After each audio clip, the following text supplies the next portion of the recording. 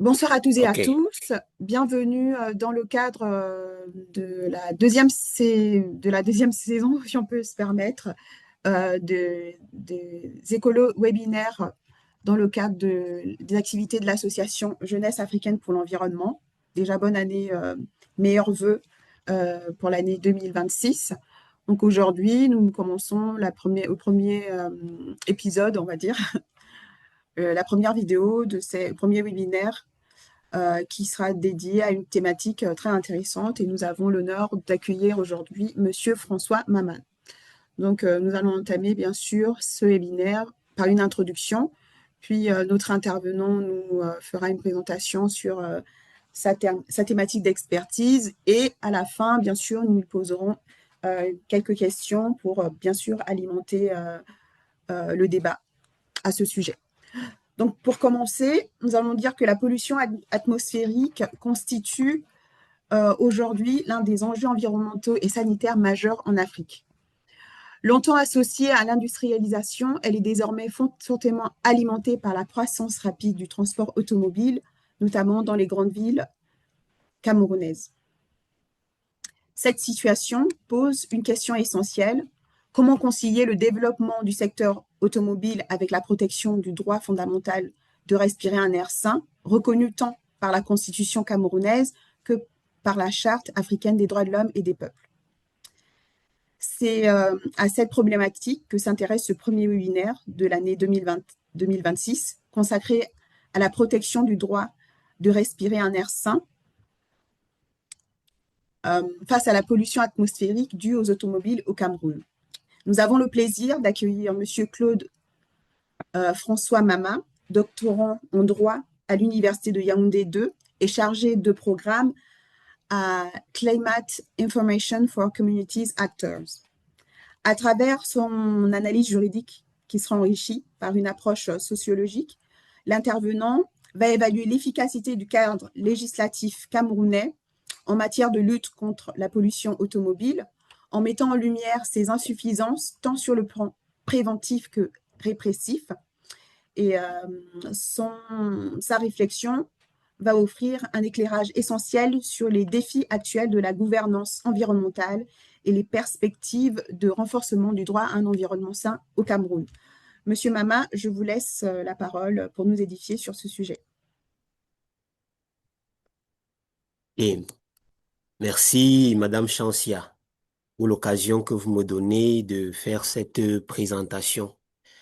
Merci pour l'occasion que vous donnez aux jeunes Africains de discuter des problématiques prégnantes de leur environnement, non seulement pour vulgariser le droit de l'environnement dans leurs différents pays, mais aussi dans une perspective plus large pour construire un droit de l'environnement africain qui soit adapté aux Africains, qui soit à même de résoudre les problèmes que rencontrent les Africains dans leurs différents milieux. Alors, la thématique du jour, vous venez de l'annoncer, elle s'intéresse à la problématique de la pollution atmosphérique confrontée au droit de respirer un air sain. Eh bien, nous le savons déjà certainement, la pollution atmosphérique, d'après l'Organisation mondiale de la santé, fait partie des premières causes.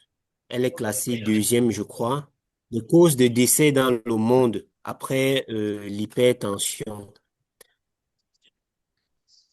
Généralement, dans notre quotidien, le véhicule, lorsque ce n'est pas une source de richesse, c'est un instrument précieux pour la mobilité, que ce soit des personnes ou des biens, un luxe pour certains, mais dans tous les cas, le véhicule, c'est un facteur d'inclusion sociale, un facteur de bien-être, un facteur de progrès. Et donc, c'est tout le monde qui veut s'acheter un véhicule. Sauf que, si on peut passer à la slide suivante,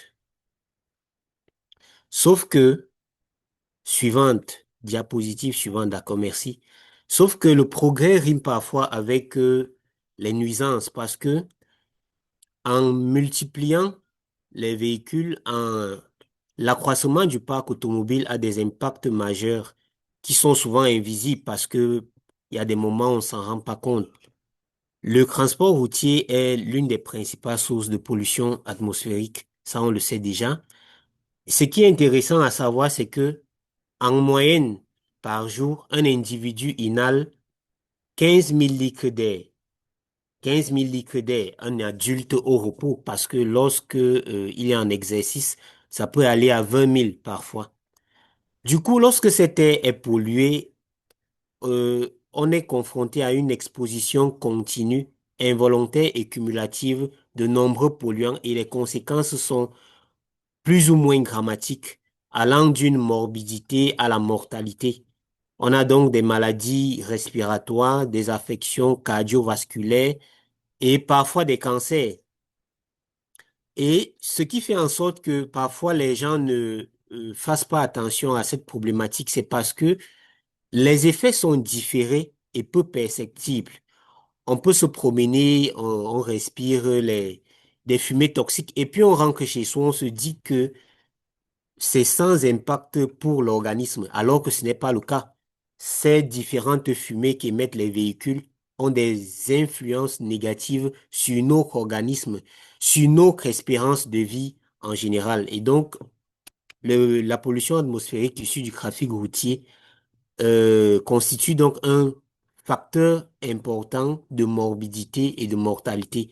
En plus de cela, il exacerbe les changements climatiques parce que la majorité des polluants émis par les véhicules sont également les mêmes qu'on qualifie souvent de gaz à effet de serre qui exacerbent le réchauffement climatique. Donc, il y a donc une atteinte directe à la qualité de la vie et à la jouissance du droit à un environnement sain qui est consacré aussi bien par la Constitution camerounaise que par la Charte africaine des droits de l'homme et des peuples. Ainsi dit, euh, diapositive suivante. Ainsi dit, il y a deux acceptions complémentaires pour appréhender le droit à un environnement sain. La première est restrictive parce que elle limite l'environnement sain à la santé humaine. Donc, le critère central dans ce cas d'espèce, c'est l'absence d'atteinte immédiate et perceptible à l'homme. Ça, c'est une erreur parce que si je prends le cas d'un individu qui se promène dans sa ville, il inhale certains gaz toxiques pour son organisme, mais il ne va pas tomber malade sur le champ. Il va rentrer chez lui, il va ressortir le lendemain, il va répéter le même exercice et il va se dire que euh, c'est sans danger pour l'organisme. Pourtant, c'est une erreur. Il y a une certaine accumulation de gaz qui s'opère dans l'organisme et qui, sur la durée, vont être nocifs pour la santé.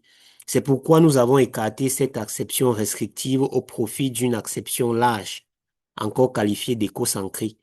Et dans cette acception, l'adjectif sain renvoie directement à l'environnement lui-même qui doit donc être de bonne constitution. Et par bonne constitution, on entend un environnement écologiquement équilibré, durable et salubre. C'est cette acception qui reflète l'esprit de la constitution camerounaise qui dispose que toute personne a droit à un environnement sain et la loi cadre relative à la gestion de l'environnement qui dispose en son article 5 que l'environnement doit être écologiquement équilibré. Et donc, l'environnement est large, l'atmosphère est une composante essentielle du droit à un environnement sain. Le droit de respirer un air pur peut donc être considéré comme un démembrement essentiel du droit à un environnement sain. Et la lutte contre la pollution atmosphérique devient dans ce cas un enjeu central de la politique environnementale confère l'article 2 de la loi cadre relative à la gestion de l'environnement. En ce qui concerne la pollution atmosphérique en elle-même, elle est définie par la Convention de Genève de 1979 comme étant l'introduction dans l'atmosphère par l'homme, directement ou indirectement, de substances ou d'énergie ayant une action nocive de nature à mettre en danger la santé humaine, à endommager des ressources biologiques et les écosystèmes, à détériorer les biens matériels et à porter atteinte ou nuit aux valeurs d'agrément aux autres utilisations légitimes de l'environnement. Et ce qui est important dans cette définition, c'est le dernier, si on peut dire le dernier paragraphe qui parle des autres utilisations légitimes de l'environnement parce que dans la perspective anthropocentrée, l'homme ramène toujours la qualité de l'air à son utilité personnelle. Alors, tout le monde n'a pas la même sensibilité, euh, n'a pas la même aptitude de résister à la pollution. L'air pur ou l'air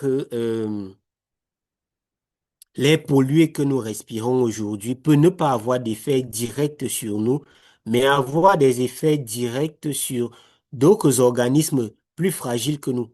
La résistance d'un adulte, comme on l'a pris le cas tout à l'heure, qui peut respirer environ 15 000 litres d'air par jour, n'est pas la même que celle d'un nouveau-né.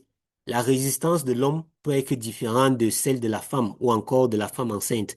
C'est la raison pour laquelle il faut toujours privilégier les approches holistiques en matière de protection de l'environnement. Alors, diapositive suivante. Pourquoi mettre le curseur? Non, vous pouvez rentrer un peu. Alors, oui. Pourquoi mettre le curseur sur les sources mobiles, notamment sur le transport routier? Eh bien, simplement parce que le poids structurel du transport routier au Cameroun est d'environ 90% pour le transport intérieur des voyageurs et 75% pour le transport des marchandises.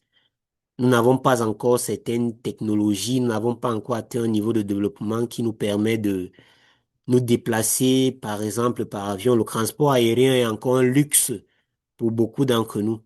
Et donc, la pollution quotidienne, elle est aussi une pollution quotidienne et de proximité parce que c'est encore quand même difficile d'imaginer des villes ou des quartiers dans lesquels on ne rencontre pas des véhicules. Et donc, on a toujours des émissions concentrées dans les zones urbaines, mais également une exposition directe et continue des populations. C'est la raison pour laquelle le transport routier apparaît comme l'un des principaux contributeurs à la dégradation de la qualité de l'air. Diapositive suivante.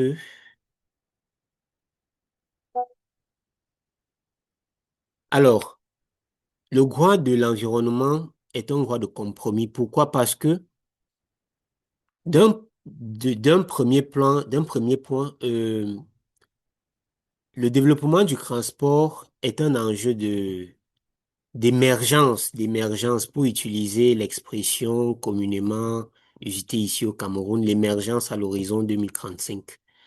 Et donc, cette émergence-là, le transport fait partie intégrante de cette émergence. Sauf qu'il ne faut pas atteindre l'émergence à tout prix. On ne doit pas sacrifier le droit en environnement sain sur l'autel de l'émergence, sinon on risque d'arriver à un développement sans développer. C'est la raison pour laquelle protéger la qualité de l'air ambiant ne va pas signifier supprimer les activités polluantes, mais plutôt arbitrer entre des intérêts concurrents, c'est-à-dire d'une partie la croissance économique, le développement des infrastructures et l'inclusion sociale, et de l'autre les droits humains, la préservation de la vie, le maintien des équilibres écologiques. Le droit de l'environnement vise ainsi à permettre le développement sans sacrifier la santé humaine ni compromettre durablement les écosystèmes. On peut passer à la diapositive suivante.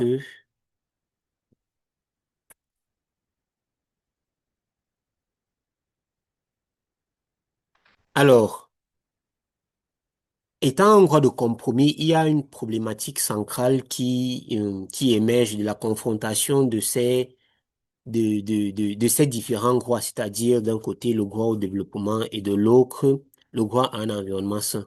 C'est la question de savoir, face à l'augmentation continue du parc automobile et de ses effets polluants, est-ce que la législation camerounaise parvient à assurer une protection efficace du droit à un environnement sain? C'est la question centrale que nous nous posons dans le cadre de cette analyse. Et pour y répondre, nous avons opté pour deux principales, deux principaux axes. D'un côté, nous allons analyser euh, les mesures préventives qui sont mises en œuvre par le législateur, parce qu'il faut le dire, le droit de l'environnement est d'abord préventif. De nombreuses pollutions peuvent par la suite être irréversibles. Et donc, il est toujours mieux de prévoir, il est toujours mieux de prévenir et réparer dans le cas échéant.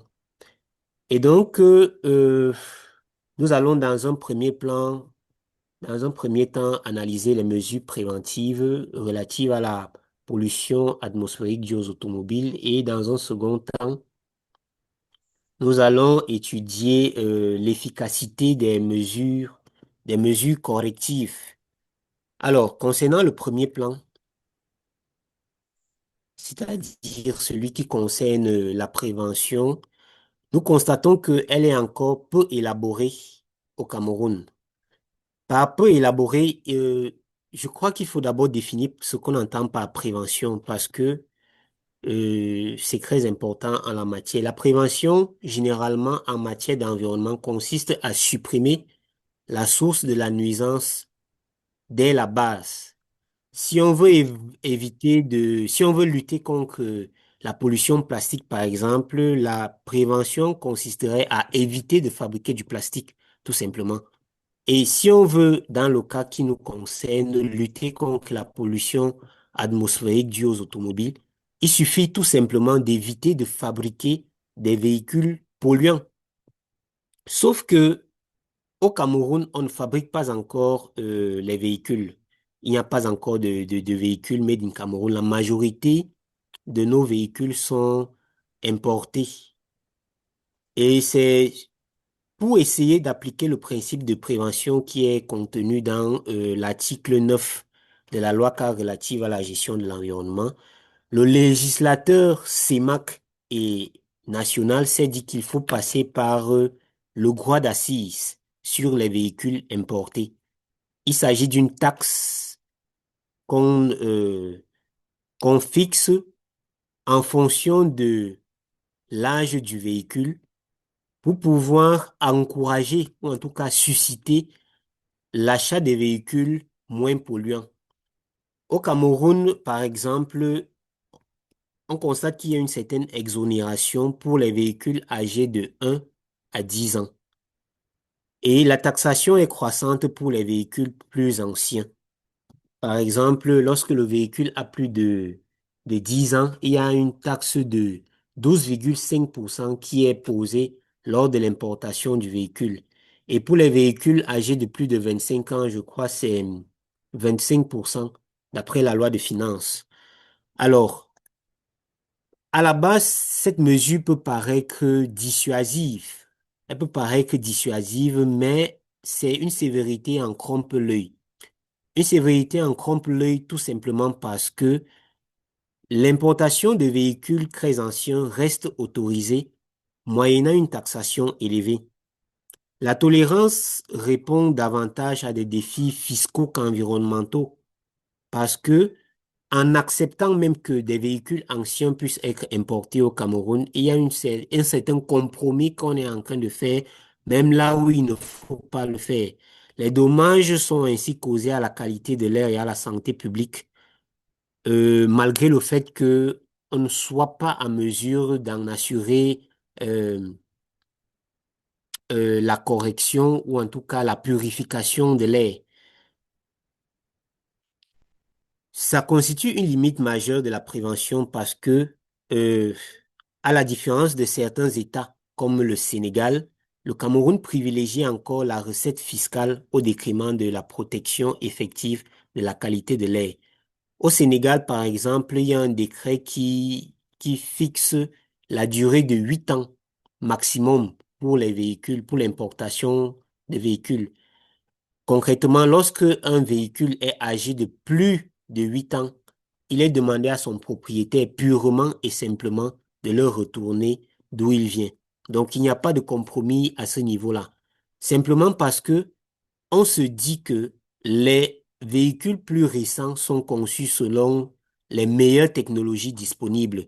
Et donc, ces meilleures technologies-là permettent de prendre en compte la fragilité de l'environnement, ce qui n'est pas le cas lorsque un véhicule est ancien de 25 ans, 30 ans et j'en passe.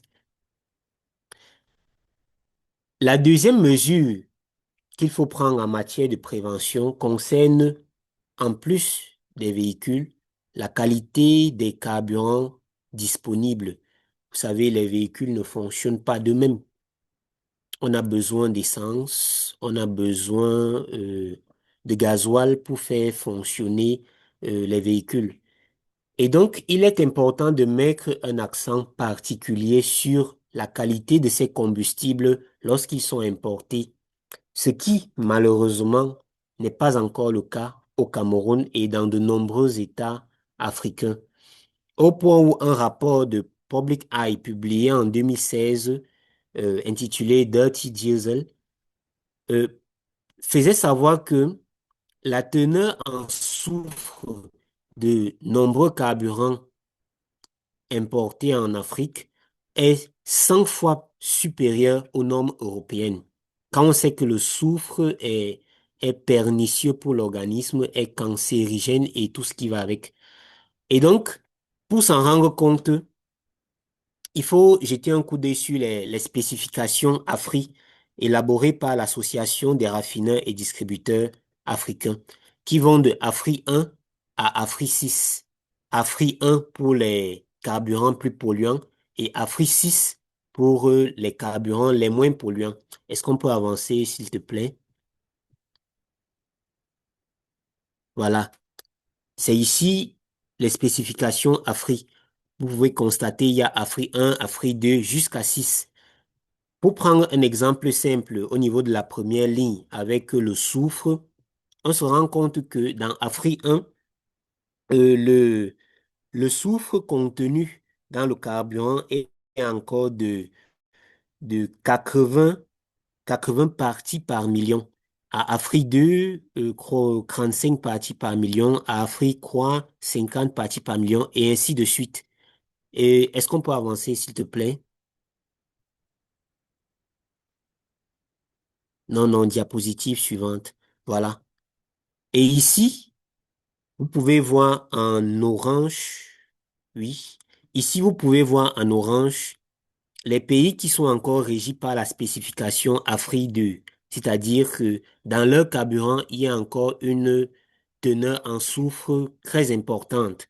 Comparé à certains pays, vous pouvez les voir colorés en bleu foncé. Il s'agit notamment du Maroc, de la Zambie, de l'Afrique du Sud, du Kenya ou encore du Rwanda, qui ont opté pour des carburants beaucoup plus propres, des carburants moins polluants. Ils sont notamment régis sur Afri 6. Tout ceci pour dire que la qualité des combustibles est également très importante dans la lutte contre la pollution atmosphérique. Si on veut réduire les émissions euh, occasionnées par les automobiles, il faut jeter un regard beaucoup plus rigoureux, beaucoup plus strict sur la qualité de ces carburants-là, ce qui n'est pas encore le cas au Cameroun et malheureusement dans de nombreux États africains, comme vous pouvez le voir sur la carte qui vous est présentée. Alors, le deuxième axe majeur de la prévention consiste dans le contrôle des émissions des automobiles. En plus des carburants, en plus des normes de produits, il faut veiller à ce que les véhicules n'émettent pas au-delà des normes fixées par la loi, parce que l'article 21 de la loi cadre relative à la gestion de l'environnement est vague à ce propos. Il dispose juste qu'il est interdit d'émettre dans l'atmosphère au-delà des limites fixées par la loi. Alors, Lorsque cette loi a été promulguée, il a fallu attendre quelques années encore pour que soit promulgué le décret relatif à la protection de l'atmosphère, qui, malheureusement, ne fixait pas également euh, les, les limites d'émission pour les sources mobiles. Dans son annexe, il met plutôt la focale sur les sources fixes, c'est-à-dire sur les industries comme les mines, euh, les fabriques et tout ce qui va avec. Il a donc fallu attendre 2021 pour que la NOR, l'Agence des normes et de la qualité ici au Cameroun, consacre la norme NC 2858 de 2021 qui encadre les émissions des automobiles ainsi que vous pouvez le constater sur euh, la diapositive. Lorsque elle dit les véhicules en circulation ayant un kilométrage d'au moins 3000 kilomètres doivent être soumis à des contrôles dont le but est de vérifier la teneur en monoxyde de carbone des gaz d'échappement étant au régime de ralenti ne dépassant pas 3,5%.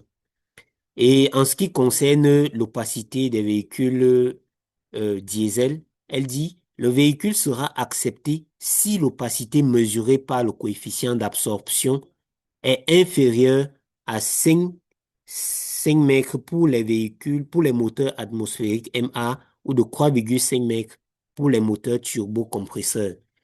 Alors, nous ne sommes pas des experts de l'automobile pour juger ces normes suffisantes ou non.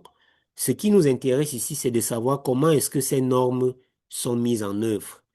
Et l'idéal aurait été de procéder à une certaine vérification de l'application de ces différentes normes consacrées par la NOR, ce qui n'est malheureusement pas encore le cas au Cameroun parce que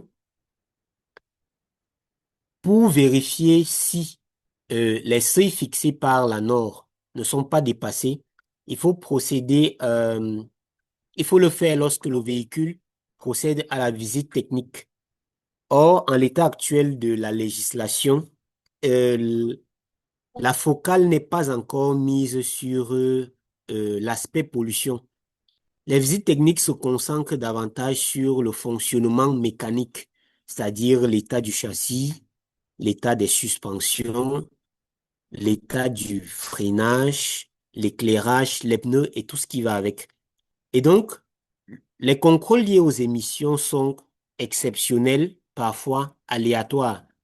Ceci alors même que la norme CEMAC prévoit que il faut exercer régulièrement, il faut exercer régulièrement des contrôles sur les limites d'émission des véhicules à moteur. Alors, pour ce faire, nous pensons qu'il faut davantage sensibiliser les contrôleurs sur l'impact de la pollution atmosphérique. Parce que lorsqu'on va pour faire la visite technique d'un véhicule, il faut également que le ministère des Transports au Cameroun, ici, c'est lui qui gère ce genre de cas, le ministère des Transports sensibilise les contrôleurs techniques sur l'importance des émissions, des émissions des véhicules. Et donc, c'est important de moderniser les contrôles avec des appareils de mesure des émissions et arrimer la norme nationale à la norme communautaire et les, les, les, les, les limites d'émissions fixées par la norme pour davantage toucher ce secteur qui est ô combien important. Une fois que c'est dit, nous pouvons passer aux mesures correctives que nous avons qualifiées de peu efficientes parce que vous savez, il n'est pas toujours possible de tout prévoir. Lorsque les mesures préventives s'avèrent insuffisantes, il faut prévoir des mesures correctives, parfois sanctionnatrices, pour les, limiter les effets déjà occasionnés sur la qualité de l'air ambiant et, si besoin, sanctionner les automobilistes. Alors, les mesures préventives servent elles peuvent s'appliquer directement au milieu ambiant, comme elles peuvent s'appliquer indirectement via les personnes et les activités polluantes. Lorsque elles s'appliquent au milieu ambiant, elles invitent à étudier les normes de qualité de l'air. Il faut faire une distinction entre les normes de produits que nous avons évoquées lorsque nous parlions des véhicules et des carburants, des normes de rejet que nous avons évoquées lorsque nous parlions de la norme 2858 de la NOR et les normes de qualité de l'air qui sont consacrées par la norme 2856 de la NOR.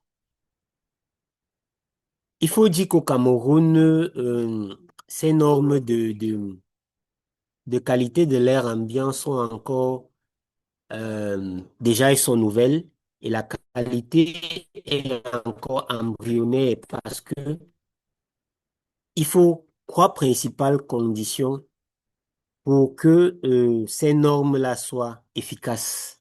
Il faut, dans un premier temps, édicter des normes. La norme 2856 est là pour ça parce qu'elle fixe les valeurs limites pour différents polluants. Il faut un réseau de surveillance complet, c'est-à-dire une fois qu'on a euh, fixé une certaine norme de qualité de l'air, il faut veiller à ce que euh, les capteurs et certaines stations puissent mesurer en temps réel euh, la quantité de polluants émis dans cet air-là pour s'assurer que la norme fixée de qualité de l'air n'est pas supérieure à celle qui est réelle. Et la troisième condition, c'est la communication et la sensibilisation du public. C'est-à-dire, il faut que des informations soient accessibles pour tous les citoyens, notamment via certaines plateformes comme MSN Météo, comme les indicateurs de qualité de l'air. Heureusement, nous avons déjà certaines applications qui permettent de mesurer en temps réel la qualité de l'air. Et il faut aussi des systèmes d'alerte pour attirer l'attention du législateur et des autorités publiques lorsque la qualité de l'air a été dépassée. Le problème au Cameroun, c'est que ces trois conditions peinent à être réunies effectivement ou efficacement parce que le dépassement est possible avec l'augmentation du parc automobile. Sauf que les normes de qualité de l'air ont été fixées, par exemple, en 2021. Depuis 2021, il n'y a pas eu une nouvelle norme édictée par la NOR pour réévaluer la qualité de l'air ambiant. Or, il se peut qu'avec l'augmentation du parc automobile, la norme soit dépassée. Il est donc impérieux de réévaluer constamment pour s'assurer que l'on est toujours dans les standards acceptables par les organismes, par les équilibres écologiques. Ensuite, la couverture du réseau de surveillance peut être limitée, que ce soit dans les villes comme Yaoundé, comme Douala, et dans les autres petites villes. La couverture peut être limitée dans la mesure où nous n'avons pas encore la technologie nécessaire pour mesurer la qualité de l'air ambiant dans toutes les 10 régions du Cameroun. Et donc, on se concentre surtout sur les métropoles comme Douala, comme Yaoundé, alors même que il y a des activités qui sont menées dans d'autres villes et qui détériorent la qualité de l'air dont souffrent les populations sans toutefois que les pouvoirs publics, l'attention des pouvoirs publics soit attirée là-dessus. En ce qui concerne la communication et la sensibilisation, on n'a pas encore un système d'alerte détaillé qui permet d'attirer l'attention aussi bien des populations que des pouvoirs publics lorsque des pics de pollution sont observés. Une fois que c'est dit, nous avons également constaté que il y a une impunité croissante lorsque les pics de pollution dont on parlait tout à l'heure sont observés. À travers l'application AQI, par exemple, on a pu voir que à Yaoundé, il y a parfois des pics de pollution supérieurs à 192 microgrammes de polluants par mètre cube. Ceci alors que la norme OMS est de 25. Je ne sais pas si vous pouvez voir l'écart qui existe entre 192 et 25. Donc, la qualité de l'air est globalement mauvaise. Et malgré cela, il y a peu de mesures qui s'appliquent pour limiter les effets. Il y a deux principales mesures qui ont été fixées par la loi cadre relative à la gestion de l'environnement. Il s'agit de la mise en œuvre des zones de protection spéciales et des zones sensibles. Les zones de protection spéciale protègent un milieu en tenant compte de ses spécificités. Je dis du n'importe quoi, on peut se rendre compte que un milieu est euh, composé de certains centres de santé et on se dit que il est important de préserver la qualité de l'air dans ce centre de santé-là. Et le législateur a le pouvoir de dire, bon, à cet endroit, on va limiter la circulation des gros porteurs, des bus, parce qu'ils émettent de nombreux polluants qui viennent détériorer la qualité de l'air et des patients. Et ça fragilise l'état de santé des patients. Je dis, c'est un exemple banal. En revanche, les zones sensibles sont créées en fonction de l'accroissement de la pollution liée à certaines activités. Pour prendre un exemple simple aussi, on peut dire que dans la ville de Yaoundé, on va créer une zone spéciale, peut-être à la poste centrale, comme c'est le cas actuellement, où on interdit la circulation de certains engins comme les motos, les gros porteurs, notamment derrière le Hilton, par exemple. C'est pas tous les véhicules qui peuvent circuler à cet endroit. Même si l'idée à la base n'était pas d'instituer des zones sensibles pour la protection de l'atmosphère, c'est un exemple qui montre que le législateur a le pouvoir de dicter ce genre de mesures lorsqu'il se rend compte que la qualité de l'air est globalement mauvaise dans certains endroits. Sauf que pour ce faire, il faut encore qu'il y ait des capteurs, des outils de mesure de la qualité de l'air que nous n'avons pas encore en l'état de la technologie actuelle. Pour pallier à ce genre d'inconvénients, on peut prendre l'exemple du Rwanda qui a des mesures très incitatrices, très intéressantes à travers la Kigali Car Free Day. La Kigali Car Free Day s'applique 2 fois par semaine. Non, non, 2 fois par mois, autant pour moi. Et elle consiste en la fermeture de routes aux véhicules pour favoriser euh, la marche à vélo, la marche à pied, dans le but de limiter l'impact des automobiles sur la qualité de l'atmosphère. Et donc, la protection du droit de respirer un air sain nécessite donc non seulement la création de ces zones spécifiques, mais aussi leur application effective et des mesures de restriction adaptées. Dans un second temps, en ce qui concerne les mesures correctives, on se rend compte qu'il y a une certaine inadéquation des sanctions appliquées. Les sanctions sont appliquées aux automobilistes, parce que la loi CARG dit par exemple dans son article 82 que celui qui va dépasser les limites de qualité de l'air fixées est condamné à une amende de 1 million à 5 millions ou encore de 6 mois à 1 an d'emprisonnement ferme. Ces sanctions ne sont pas adéquates parce que on va condamner un automobiliste à 1 an d'emprisonnement ferme. Ça ne va pas empêcher que les autres automobilistes puissent circuler librement.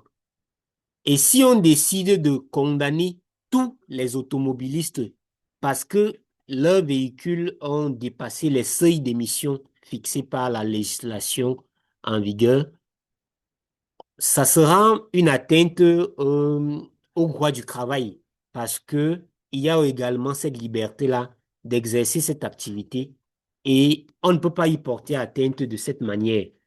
Et donc, au lieu d'opter pour la condamnation des automobilistes, on peut opter pour d'autres types de sanctions. Il peut s'agir, par exemple, de l'interdiction de la circulation de certains véhicules non conformes aux normes d'émission. Et là encore, on va revenir là-dessus. Pour interdire la circulation à certains véhicules, il est important de mettre l'accent sur l'aspect pollution lors euh, de la visite technique. Parce que si la visite technique ne permet pas de dire qu'un véhicule est extrêmement polluant, on ne peut pas appliquer ce genre de mesures. En France, par exemple, il y a des mesures édictées à travers les vignettes Crit Air qui permettent de limiter la circulation de certains véhicules jugés polluants dans certaines zones. On peut prendre l'exemple de cette mesure-là pour l'appliquer encore au Cameroun. Et donc, c'est important de différencier les véhicules lors des visites techniques en fonction de leur niveau d'émission. On peut encore appliquer des sanctions graduées, c'est-à-dire la restriction de la circulation dans certaines zones protégées ou sensibles, ou encore le retrait pur et simple de la circulation pour les véhicules jugés très polluants. Euh, Cela nous conduit à la conclusion de notre communication qui nous a amené à suggérer quelques recommandations pour améliorer ou en tout cas pour minimiser l'impact de la pollution atmosphérique causée par les automobiles.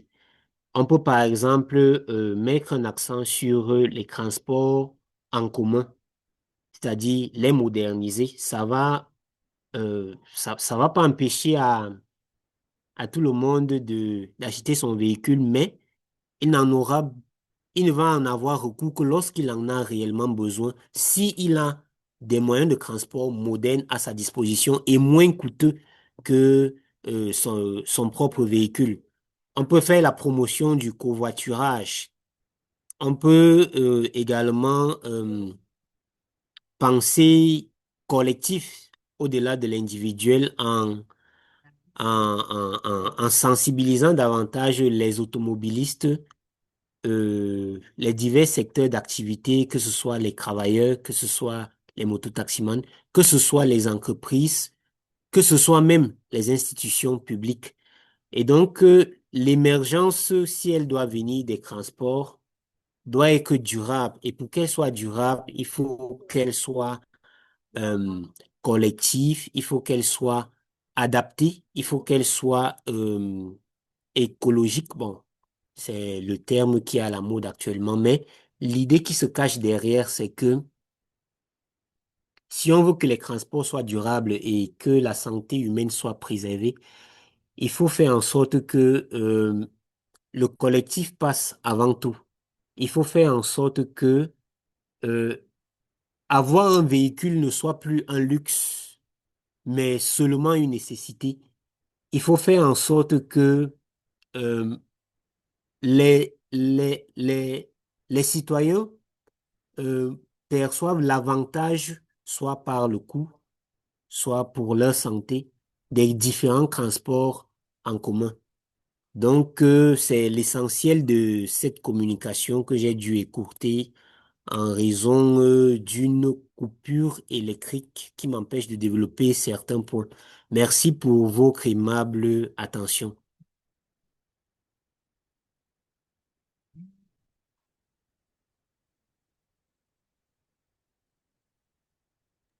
Pardon, je n'avais pas mis le micro. Merci, Monsieur Mama, pour votre présentation, pour toutes les informations communiquées sur cette thématique vraiment innovante pour le continent africain et notamment pour nous dans les espaces francophones.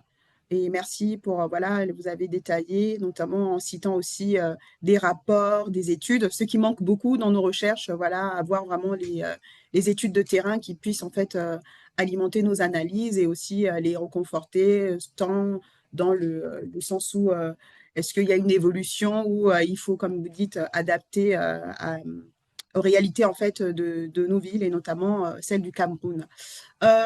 Pour ceux qui ont des questions, le micro est ouvert. Vous pouvez voilà, intervenir. Pour ma part, j'ai aussi des questions, mais je vais laisser voilà, certains d'entre vous déjà poser celles que vous avez. Voilà. Très chers collègues, vous avez la parole si vous avez des questions sur l'intervention de Monsieur François Mama. Vous pouvez ouvrir votre micro hein, si vous voulez intervenir. Si vous êtes timide pour le moment, je vais commencer avec une première question. Donc, ma première question ira dans le sens du thème, parce que vous avez aussi parlé de prévention quand vous avez commencé. Donc, ma question porterait sur pourquoi le Cameroun continue d'autoriser l'importation des véhicules anciens, alors qu'ils sont reconnus, on le sait, partout dans le monde comme fortement polluants. Pourquoi, par exemple, on retrouve des véhicules qui viennent d'Europe, hein, que ce soit de la France, de la Belgique, enfin, qui viennent d'Occident en général, dans des pays africains et notamment au Cameroun, et pourquoi voilà, on autorise, ou le gouvernement autorise l'importation de ces véhicules-là, très anciens et donc qui polluent. Première question. Je vous remercie. D'accord, merci pour la question, Madame Chancia. Eh bien, le Cameroun autorise l'importation de véhicules anciens parce que ça rapporte gros pour le fisc. Personnellement, je ne suis pas d'accord. Il y a notamment une circulaire, comme je vous l'ai dit, j'étais obligé d'aller un peu vite. Il y a une circulaire signée par le ministre des Finances qui dit que le taux, le droit d'accise est de 25% pour les véhicules de tourisme, quelle que soit leur cylindrée, de plus de 15 ans d'âge, les véhicules utilitaires, les véhicules de transport en commun, les remorques, les tracteurs, etc. Tout ça pour dire que le taux, le droit d'accise 25%, ça rapporte gros pour la douane, pour le fisc et tout ça. C'est une manière de, malheureusement, faire comprendre que on n'a pas encore assez intégré la pollution atmosphérique dans l'agenda politique. Je dirais que c'est un manque de volonté politique de limiter les effets de la pollution atmosphérique consécutive au transport automobile. Nous avons pu le voir avec l'exemple du Sénégal que il est interdit d'importer des véhicules de plus de 8 ans. À plus de 8 ans, le véhicule est purement et simplement retourné dans son lieu d'origine. C'est-à-dire, ils ne veulent pas savoir pourquoi est-ce que vous avez importé ce véhicule-là. C'est purement et simplement interdit. Donc, il faudrait que le législateur camerounais opte également pour ce genre de mesures parce que si on continue à accepter que des véhicules aussi vieux de 25 ans, de 30 ans et consorts continuent à ancrer sur le territoire camerounais tout simplement parce que leur propriétaire va débourser une énorme somme d'argent, ça va faire croire que la morbidité de la population, le taux de mortalité et euh, de toutes les façons, c'est pas une bonne chose pour la santé environnementale et même pour la santé publique. Donc c'est vraiment dommage. C'est vraiment dommage que des véhicules comme cela continuent à être acceptés au Cameroun. Je vous remercie pour les éclairages. Pour les autres qui sont participants, n'hésitez pas hein, soit à Bien. écrire votre question Allô? dans le chat. Oui, nous vous écoutons. Bonsoir. Oui, bonsoir à vous. Je suis le docteur Bob Damesmer. Déjà, féliciter hein, mon jeune frère, le chercheur François Mama, pour son exposé, pour sa communication, ainsi qu'à toute l'équipe qui a participé effectivement à l'organisation de cette communication. Pour préciser, hein, Monsieur Mama, par rapport à la question posée par Madame Ivela, dire que le fait pour l'État du Cameroun, effectivement, d'imposer à travers des droits d'assises sur les véhicules usagés était en réalité utilisé comme un but de dissuasion, parce que l'impôt a également un but incitatif ou dissuasif. Ce n'est pas que le gouvernement camerounais encourage l'importation de vieux véhicules, c'est qu'il a choisi une politique qui malheureusement, et à cause de, n'est-ce pas, de l'impunité, conduit les gens à continuer à recourir à ces vieux véhicules. Donc le fait pour le Cameroun de recourir aux droits d'assises de 25% sur les véhicules usagés au Cameroun était une mesure dissuasive. C'est en fait une technique utilisée par l'État du Cameroun pour réduire les importations de véhicules usagés. Et on aurait peut-être, vous aurez peut-être pu proposer qu'on puisse revoir le taux du droit d'accise à la hausse. Ça permettrait bien évidemment que les gens ne recourent plus aux véhicules usagés, étant entendu que plus les véhicules sont usagés, plus vous payez d'impôts et plus le coût de revient, n'est-ce pas, de ce véhicule est élevé et ça vous dissuade donc pour vous amener à payer ou acheter des véhicules, n'est-ce pas, neufs qui relativement vont coûter moins cher au niveau du dédouanement. Donc c'est une mesure qui a été prise. Le problème simplement c'est que bon, ce n'est pas observé avec un système d'impunité qui est mis en place. Eh bien, les gens malgré tout préfèrent le faire. Donc c'est un peu cela que j'ai voulu ajouter à votre présentation tout en vous remerciant effectivement pour ce que vous avez fait. Merci, Je vous docteur. remercie, monsieur, pour votre intervention. Oui, monsieur Maman, vous pouvez intervenir et ajouter si vous avez des éléments. Non, pas du tout. J'étais en train de remercier mon cher aîné, le docteur Bobda. Très bien. Une autre observation, une autre question. Sinon, j'ai aussi d'autres questions. Et là, c'est plus pour ma part sur la thématique de la santé publique. Quels sont les principaux risques, selon vous, pour la santé liés à la pollution atmosphérique automobile au Cameroun? Je sais que vous l'avez déjà voilà, mentionné, mais si vous avez quelques rappels à nous donner voilà, sur pourquoi ce serait, enfin, vous l'avez déjà dit, hein, il y a la morbidité, les accidents, voilà, du fait que ces automobiles-là sont défectueux, mais du point de vue santé, voilà, santé humaine, qu'est-ce qui serait en fait, quels sont les risques des importateurs, des Camerounais, voilà, d'importer des véhicules qui seraient anciens sur le territoire camerounais. Et merci, Chansia. Pour en ce qui concerne la santé publique, j'aimerais déjà rappeler que d'après le Programme des Nations Unies pour l'environnement, la pollution atmosphérique constitue la plus grande menace environnementale pour la santé publique, la plus grande menace environnementale. Et pour s'en rendre compte, il suffit de revenir sur le nombre de litres d'air qu'un individu adulte peut aspirer par jour, qui est de 15 000. 15 000 lorsqu'il est au repos, 20 000 lorsqu'il est en activité, ça peut croître selon les différentes activités. Et donc, lorsqu'un individu respire cet air pollué, il y a une sorte de réaction en chaîne. Donc, les effets ne sont pas toujours visibles à l'immédiat, mais qui sont très redoutables.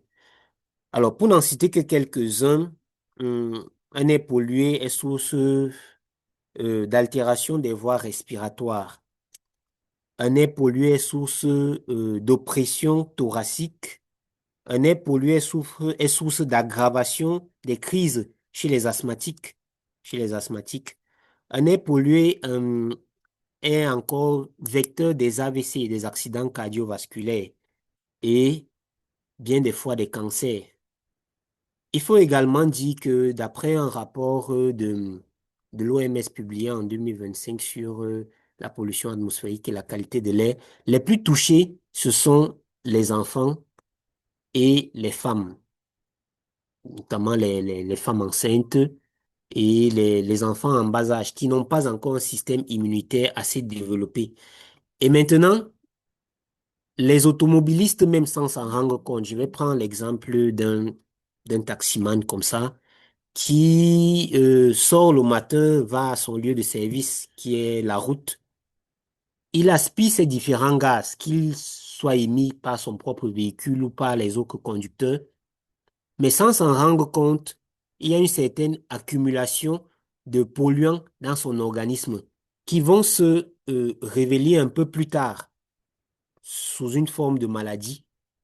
Mais il ne saura pas forcément que, bon, voici le début de ces problèmes.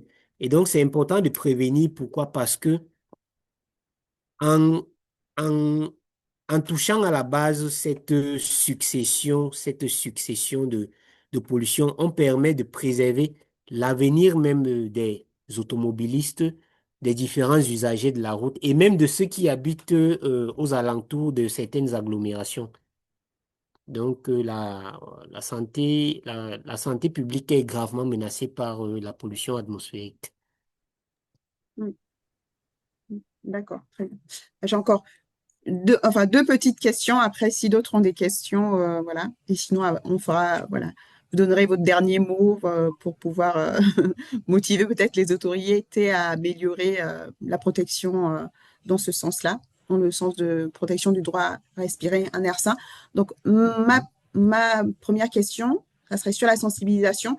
La population camerounaise était suffisamment informée, selon vous, sur les effets de la pollution atmosphérique, que ce soit sur la santé ou sur l'environnement?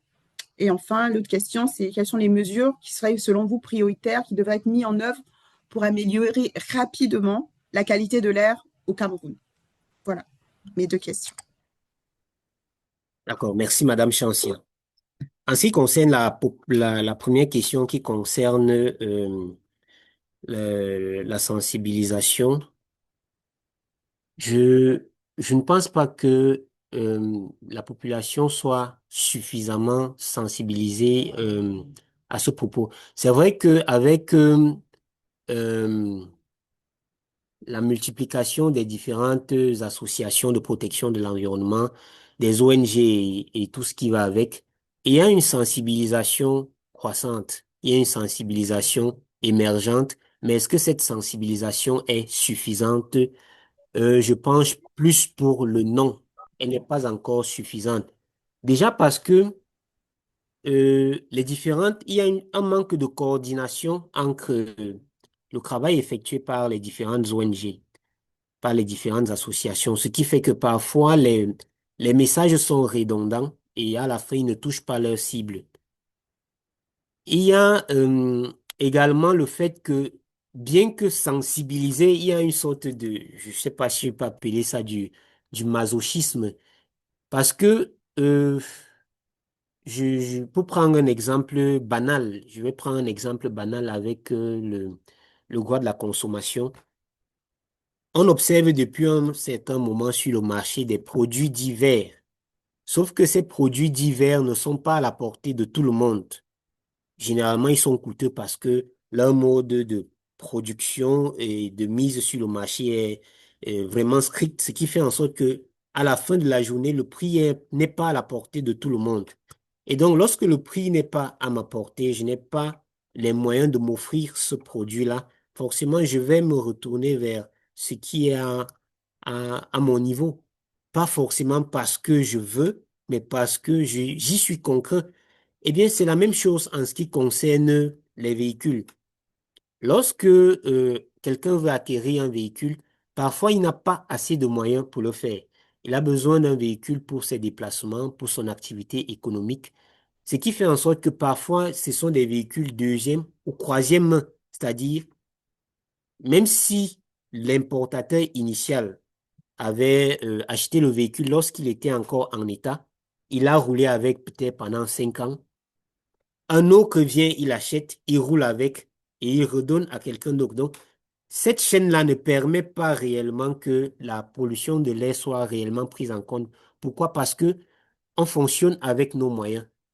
Il y a un certain paupérisme qui ne permet pas l'application de mesures strictes en ce qui concerne euh, la prévention, la sensibilisation et tout ce qui va avec. Alors, quelles sont les mesures en ce qui concerne la deuxième question qui peuvent être prises pour améliorer la qualité de l'air? Les mesures qui peuvent être prises, elles seront dures, hein, elles seront dures, mais si on veut sauver le collectif, il faut être rigoureux. Il y a un président qui nous est voisin qui avait dit que, il faut être dur. Un général qui a pris le pouvoir au Gabon lors d'un discours qui avait dit qu'il faut être sévère. Alors, en ce qui concerne les mesures, déjà la première serait d'interdire purement et strictement l'importation de vieux véhicules, hein, à l'exemple du Sénégal, par exemple. Parce que comme l'a dit le docteur Bob Damesmer, les 25% de droits d'assises sont censés être un taux dissuasif, mais ça ne marche pas, ça fonctionne mal. Alors il faut revoir la méthode. Et la méthode qui paraît adéquate, c'est d'interdire purement et simplement l'importation de vieux véhicules. La deuxième mesure qui semble également nécessaire à mettre en œuvre, c'est d'être strict au moment des visites techniques. C'est-à-dire, lorsque un véhicule va à la visite technique, il faut effectivement prendre en compte euh, cet aspect-là, l'aspect pollution, parce qu'il y a des normes qui ont été édictées par l'Agence des normes et de la qualité en ce qui concerne les rejets d'un véhicule au ralenti. Mais ce n'est pas appliqué parce que déjà, le contrôleur technique n'est pas sensibilisé sur ce point-là. Et quand bien même il est sensibilisé, malheureusement au Cameroun, il suffit d'arriver, de donner un petit pot de vin et on passe à la visite. C'est pour ça qu'on peut se retrouver parfois avec des véhicules qui n'ont même pas de frein, qui n'ont pas de phare, qui ont un seul phare. Pourquoi? Parce que il y a cet aspect-là qui malheureusement ne permet pas encore d'endiguer ce fléau. Donc, il faut mettre un accent particulier sur les contrôles techniques. Alors, comme troisième mesure, qu'est-ce qu'on peut bien suggérer? C'est effectivement de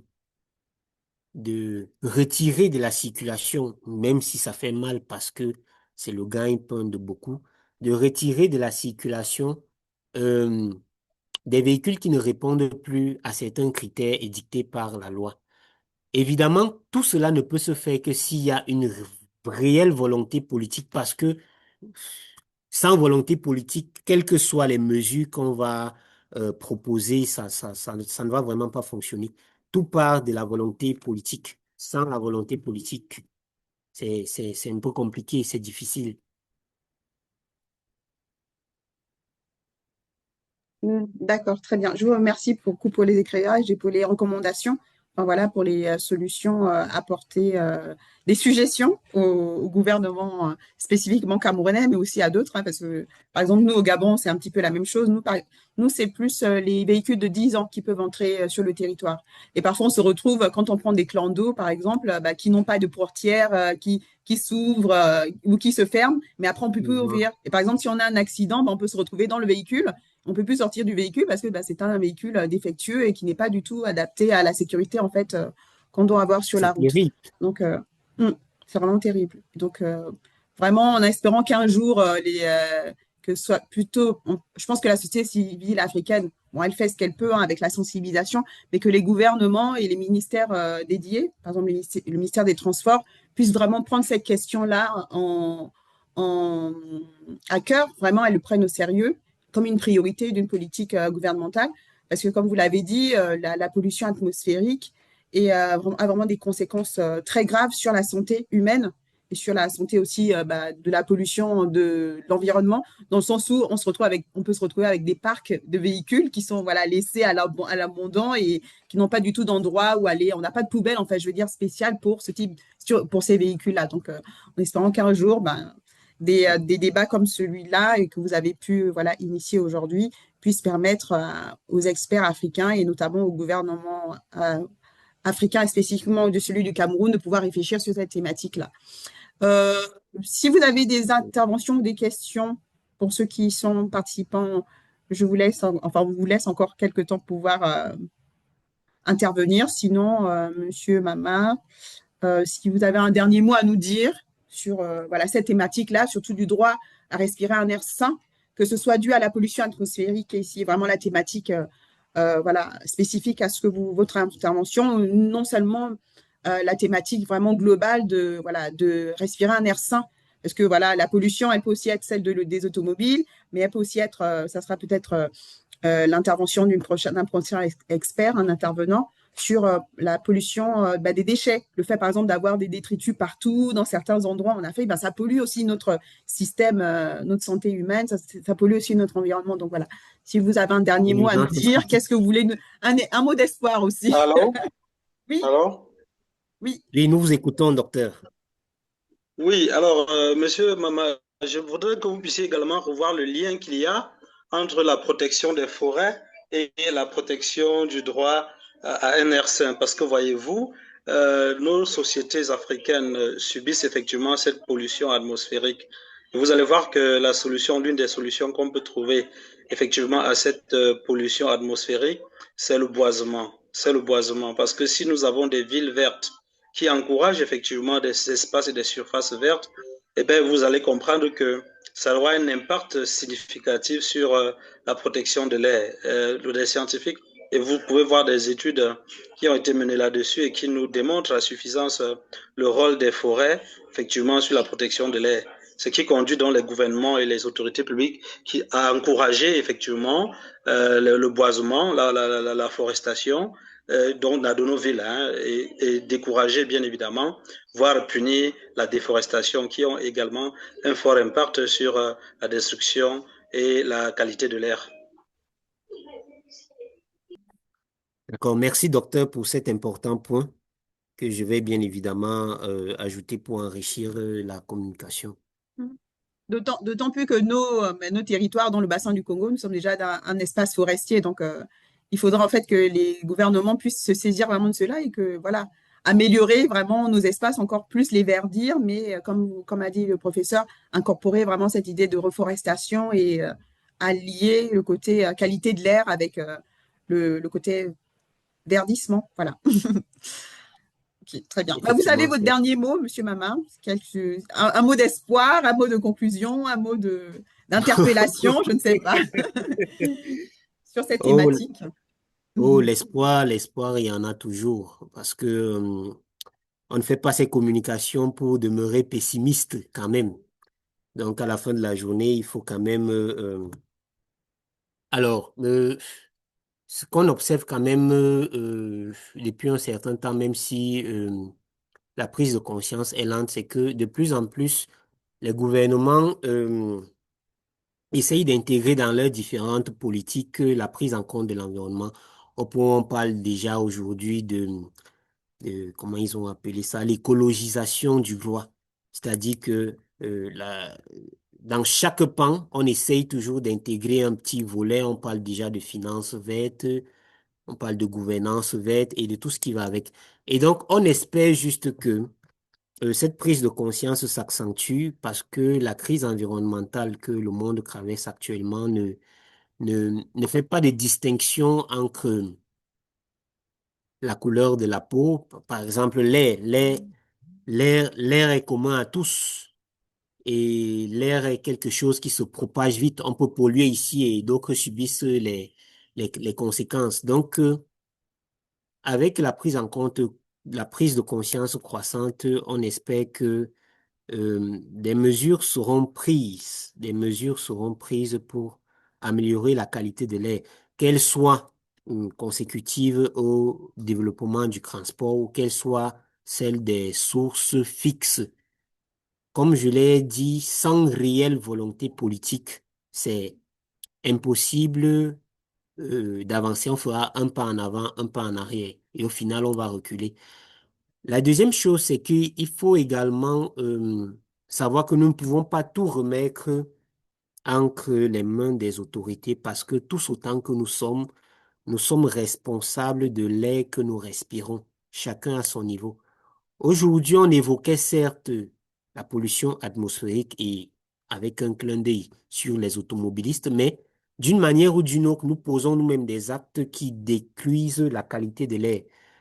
Pour ne prendre qu'un exemple simple, le simple fait de brûler les ordures, parce que comme nos rues sont bondées de déchets, le simple fait d'amasser ces déchets-là et de les brûler est également une source de pollution atmosphérique d'après l'OMS.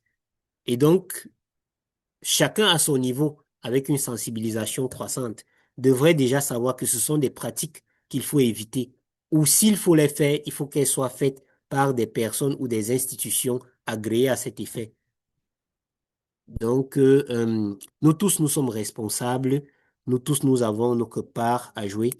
Le professeur Kamto, dans son ouvrage Droit de l'environnement en Afrique, avait souligné ça en disant que c'est la somme des prises de conscience individuelles qui aboutit à la prise de conscience collective.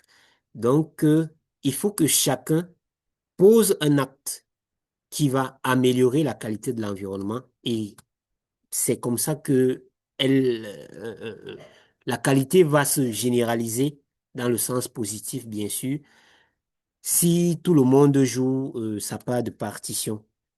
Donc, c'est tout ce que je peux ajouter à ce niveau-là. Évidemment, il y a des fléaux qu'on essaye de combattre chaque jour, comme la pollution, parce que si la loi édicte des mesures en ce qui concerne les émissions au ralenti de certains véhicules et que malgré ça, le contrôleur technique laisse quand même le véhicule passer, c'est compliqué, c'est compliqué. Parce que le fait est que un véhicule ne peut pas circuler sans visite technique valable. Alors, le contrôleur a une place importante à jouer en refusant tout simplement que le véhicule reçoive une visite technique favorable. Ça permet aussi à son niveau qu'il joue un rôle important pour la qualité de l'environnement. Donc, il faut que chacun joue, faut que chacun fasse sa part et je crois que les choses iront en s'améliorant.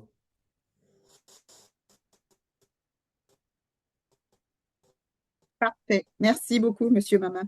Comme vous avez pu le voir, donc, ce premier webinaire de l'année nous a permis de pouvoir déjà échanger avec notre intervenant du jour, que l'association Jeunesse africaine pour l'environnement remercie beaucoup pour sa disponibilité et pour voilà, l'intervention et l'analyse riche que vous avez pu nous apporter.